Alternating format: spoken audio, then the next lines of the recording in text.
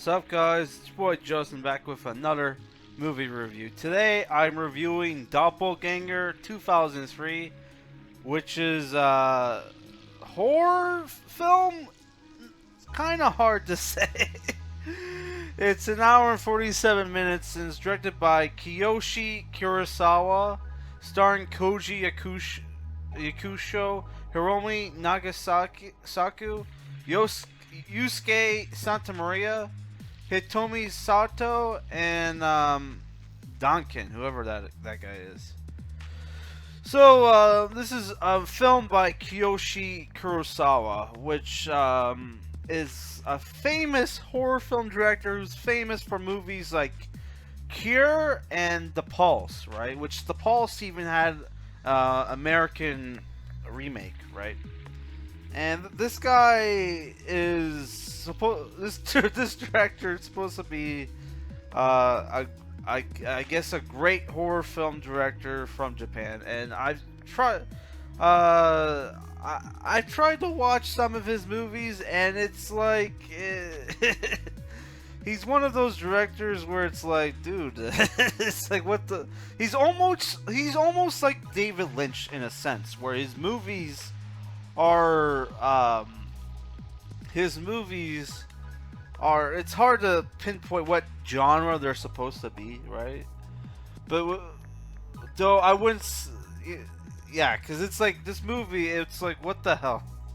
Because at first the movie, you think it's supposed to be a horror film, right? And then it turns into something else. So the movie's about Koji Yakusho's character, Michio Hidesaki, who is a research scientist, right? He's trying to develop a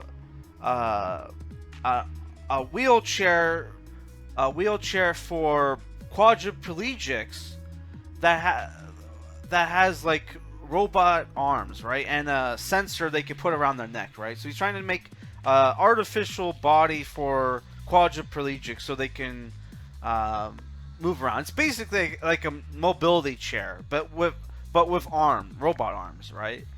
And he's currently in a rut because he's hit a dead end on his project, and he's stressed out, is on the verge of a mental breakdown, right? On a breakdown, right? While all that's going on, in the beginning of the movie, right, there's this character named, I think it's, her character named Yuka, who's a young woman who lives with her brother, right? And in the beginning of the movie, she's on her way home from work and she sees her brother, right? Sees her brother. She offers him a ride. He's like, no, just go, right? She goes home and finds her brothers at home, right? Finds her brothers at home. She's like a little weirded out because she's like, how did he get home before me, right? Then she gets a call from the police saying her brother committed suicide, while a guy who looks just like her brother is in the other room watching TV, right? So weird things are going on in this movie, and what ends up happening is that our main character Hayasaki basically meets his doppelganger, which is like an evil, which is like, I wouldn't say an evil twin, but he's like, it's like a guy who looks exactly like him, right? Who seems to know everything about Michio Hayasaki, and knows his deepest and darkest desires, right? When Michio Hayasaki gets in a rut with his project, right? His doppelganger offers to help him, right? Offers to help him, and by like getting him fired from his job, gets him fired from his job, and basically gets him like a worker who's called Kimishima, who's played by Yusei Santa Maria, and they decide to continue the project on their own, while the Doppelganger secures the money, right? By committing murders and stealing money, right? Which is the scenes where people get murdered in the movie is very comical, right? And that leads to the climax of the film, where the team that developed the artificial body, which was Hayasaki and his two assistants, Kimishima and Yuka, are on their way to deliver the artificial body, while they get, sidelined by like people who try to who want part of the money for the project, right? So basically the last 20 fucking minutes of the movie turns into a rat race, right? Fucking crazy. Oh, so I'm just gonna go into my likes and dislikes of the movie. There was the scenes where you had Koji Yakusho's character, right, interacting with his doppelganger was pretty cool. They did this split. There was parts where they had a body double, or they would have like a split screen effect, right, which was pretty cool. But was pretty cool. I liked I liked the overall concept of the movie. It was very much like a it reminded me more of like a Jekyll and Hyde film, but what if like both Jekyll and Hyde were in like the same vicinity, right? Like they had separate bodies. I guess it would be better to say it's more like an evil twin movie, like Enemy, right? Which that's not what Enemy was. If you ever watched that movie, spoiler. Oh man, I watched a ER review where he just casually mentions how Enemy's like a piece of shit film, and he's kind of right, man. That movie sucked if you think about it. Yeah, but this movie, it's just like they never. It's the thing where like I like the movie, but they never explain where the fuck these doppelgangers are from.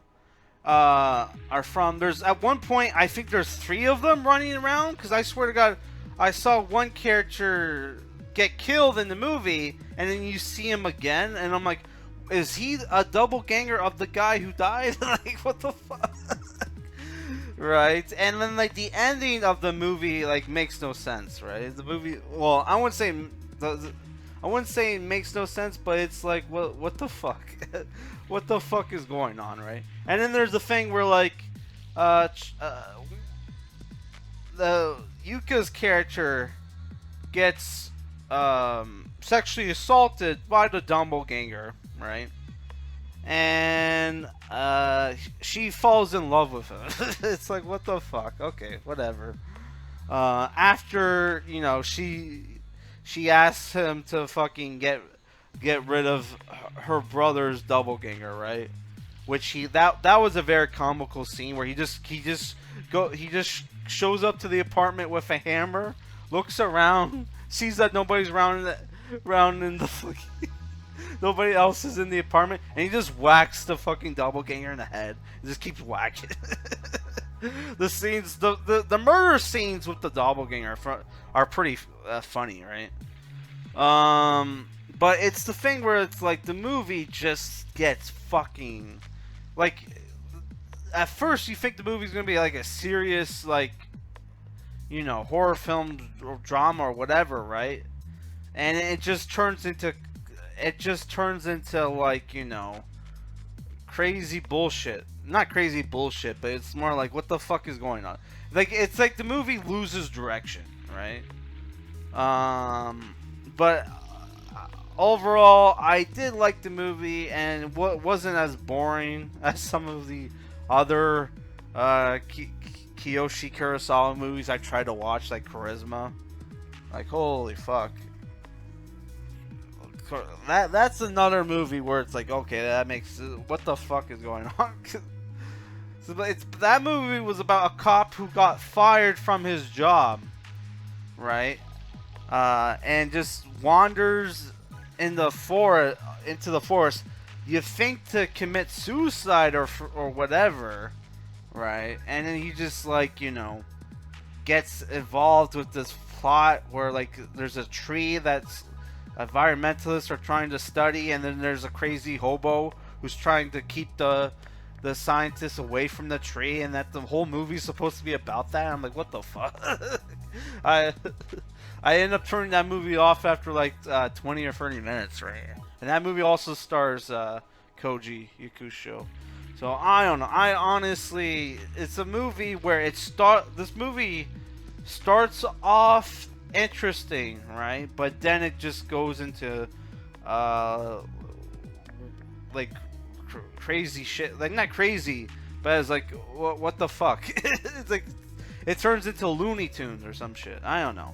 Maybe this movie is too smart for me, I guess. I don't know. But if I were to give a movie rating, I would say it's a 6 out of 10. And at first, one thing that was working for the movie, where it was like, okay, at first it's like you don't know who's doing what, right? Either like the main character or his doppelganger, right? But it becomes evident like halfway through the movie because they do have different personalities, right? So it's like, man, yeah. So yeah, and the movie just gets it, like literally, what the fuck? It turned into Rat Race. It's like this crazy ass movie. Okay, if anybody has any movies from this director that's I don't know. This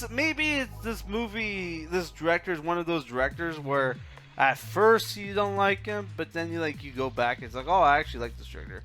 Because I was like that with Lynch and McDonald, the guy from In Bridges, but it was the thing where like I was young when I first started watching those movies, and then as I got older, I came back and I really learned to appreciate it. I'm already in my 30s, so it's like, do I have to wait till I'm 50 before I can like these movies? Like, what the fuck? I don't know. Alright, we'll see. Okay, that's it for this review, guys.